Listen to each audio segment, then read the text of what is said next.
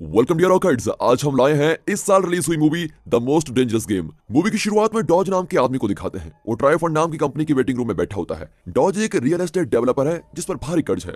उसकी financial situation इतनी खराब है कि जल्द ही उसका दिवाला निकलने वाला है। अब उसकी सिचुएशन का कारण है एक बुरी इन्वेस्टमेंट। दरअसल उसने अपना सब कुछ एक हाई राइज बिल्डिंग बनाने में लगा दिया था और इस बिल्डिंग का नाम है कैरिंगटन, लेकिन वो इसको बेचने में भी नाकाम रहा। बिल्डिंग की हालत इतनी खराब है कि उसे कोई रेंट पर भी नहीं लेना चाहता और डॉज के पास उस बिल्डिंग को इंप्रूव करने के पैसे भी नहीं है।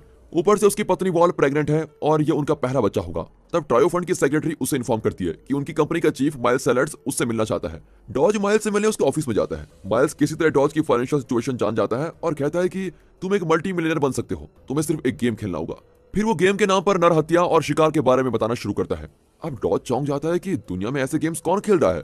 पहले तो वो इनकार कर देता है, लेकिन माइल्स उसको कन्विंस कर ही देता है कि इस गेम को खेलने से तुम्हारे पैसों की प्रॉब्लम खत्म हो जाएगी और तुम्हारा सब कुछ सही हो जाएगा। इस पर डॉज मान जाता है। अब कुछ दिनों पहले का फ्लैशबैक दिखाया जाता है जिसमें बताते हैं कि डॉज माइल्स से पहली बार कैसे मिला। डॉज एक स्टार एथलीट था और यूनिवर्सिटी ऑफ मैकिगन का रिकॉर्ड ब्रेकर था। सुबह का ब्रॉडकास्ट अनाउंस कर रहा होता है कि डॉज ने अपना पिछला रिकॉर्ड तोड़ दिया है। तब डॉज अपनी रेगुलर जॉगिंग कर रहा होता है, लेकिन अक्सर उसके सर में अचानक दर्द होने लगता है। वो घर लौटता है और ब्रेकफास्ट के लिए फ्रिज से अंडे निकालता है, पर अचानक उसका सर दर्द शुरू हो जाता है और सर दर्द की वजह से वो आसान से आसान काम भी नहीं कर पाता।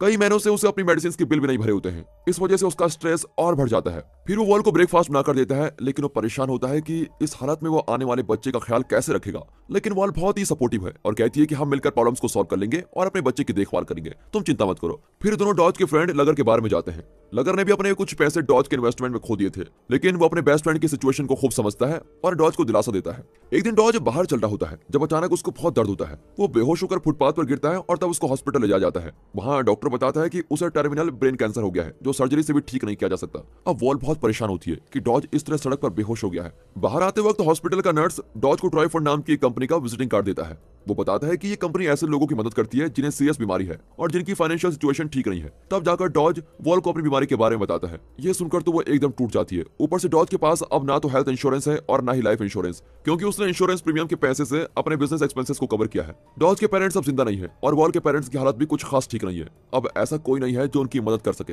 अब प्रेजेंट में दिखाते हैं जब डॉज माइल्स के ऑफिस में है। माइल्स डॉज को इस खतरनाक गेम्स के बारे में एक्सप्लेन करता है। इस गेम में डॉज एक शिकार है और ये गेम 24 घंटे चलेगा।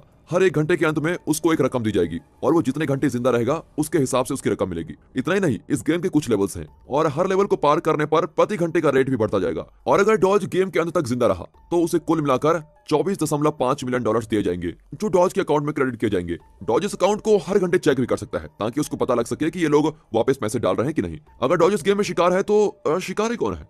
माइल्स बताता है कि शिकार उसके दौलतमंद और हाई स्टेटस वाले क्लाइंट्स हैं जो कमजोर और बेबस लोगों का शिकार करके मजे लेते हैं। डॉज इन शिकारियों को तभी देख पाएगा जब वे उस पर अटैक करेंगे। डॉज ये भी नहीं जानता कि कितने शिकारी कब और कहां उस पर हमला करेंगे।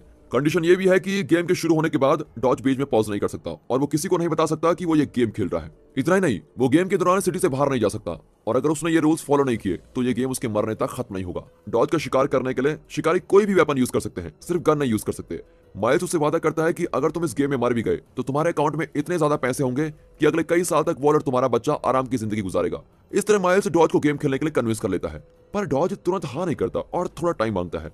वो अपने बिजनेस को एक लास्ट चांस देना चाहता है और जेरी प्रिंस नाम के एक बड़े बिजनेसमैन के सामने कैरिंगटन बिल्डिंग में इन्वेस्ट करने का प्रस्ताव रखता है, लेकिन जेरी उसमें इन्वेस्ट नहीं करना चाहता। उस रात डॉज वेल से झूठ बोलता है कि जेरी को डील बहुत पसंद आ गई है। फिर वो जॉगिंग करने के लिए बाहर चला जाता है और माइल्स से एक रेस्टोरेंट में मिलता है। अगली सुबह 6:46 को गेम शुरू होता है। माइल्स डॉज का फोन और बाकी सारी चीजें छीन लेता है, लेकिन उसके मेडिसिन और उसके बच्चे का अल्ट्रासाउंड स्कैन उसी के पास रहता है। फिर वो डॉज को एक फोन देता है जिससे वे डॉज की लोकेशन ट्रैक कर पाएंगे।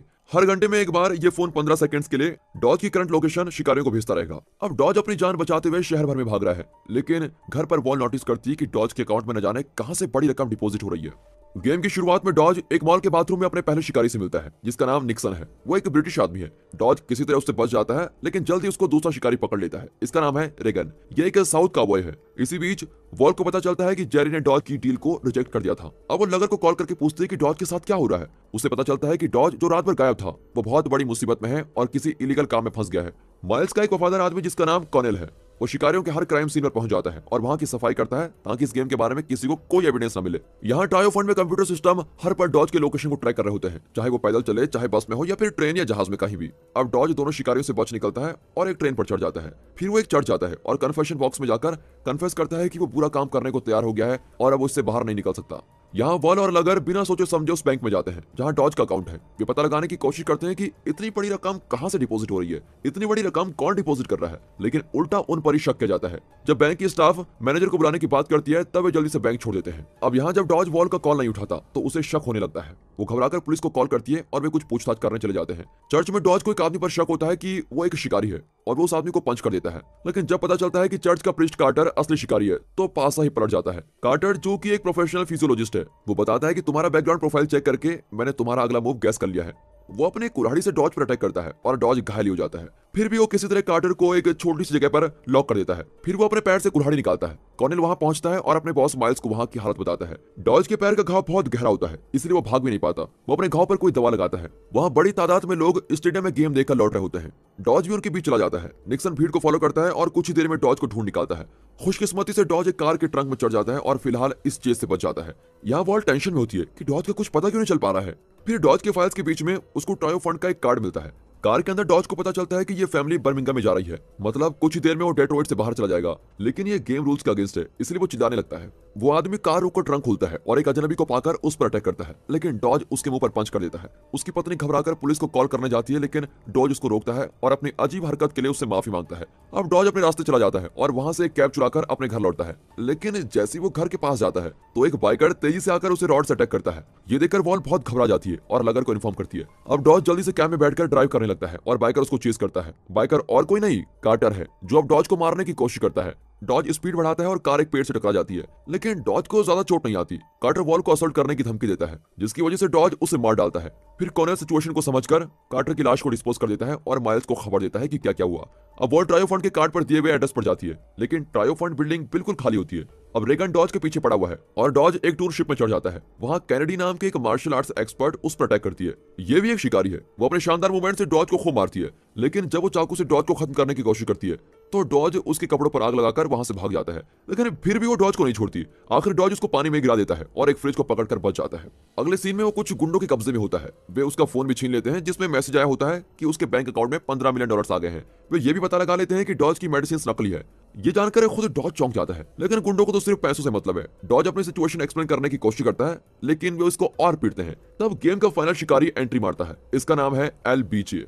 यह शूट आउट करके सभी गुंडों को मार डालता है, लेकिन जब वो डॉज को शूट करने जाता है तो एक गुंडा जो अभी भी जिंदा है वो पीछे से एलबीजी को शूट कर देता है। इस तरह एलबीजी मर जाता है। तब मौका पाकर डॉज भागने लगता है, लेकिन निक्सन उसका पीछा करने लगता है और फिर कॉर्नेल हमेशा की तरह वहां कर सारा एविडेंस साफ कर देता है। निक्सन से बचकर डॉज अपने घाव पर दवा लगाने हॉस्पिटल पहुंचता है। वहां एक नर्स कंफर्म करती है कि उसकी मेडिसिन नकली है। वो पेशेंट्स रिकॉर्ड चेक करती है तो पता चलता है कि डॉज के एडमिट होने का कोई रिकॉर्ड वहां पर है ही नहीं। डॉज फिर माइल्स को कॉल करके पूछता है तो वो सच बता देता है कि तुम्हें टर्मिनल ब्रेन कैंसर नहीं है, ये सब हमारी सेटिंग थी ताकि तुम किसी तरह गेम खेलने के राजी हो जाओ। माइल्स ये भी बताता है कि तुम्हारे दोस्त लगर ने तुम्हें कुछ ड्रग्स दिए थे, जिसकी वजह से तुम्हारा सर दर्द होता था। ये काम करने के लिए ट्रायो फंड ने लगर को $50,000 दिए थे, लेकिन माइल्स कहता है कि गेम के रूल्स अब भी वही हैं और तुम्हें गेम पूरा करना होगा। अब डॉज वॉल को कॉल करके बताता है कि उसे कैंसर नहीं है, ये सब एक गेम है और लगर भी इसमें शामिल है, इसलिए तुम लगर से दूर रहो। कुछ देर बाद वॉल को नकली पुलिस ऑफिसर्स किडनैप करके माइल्स के पास लेके जाते हैं।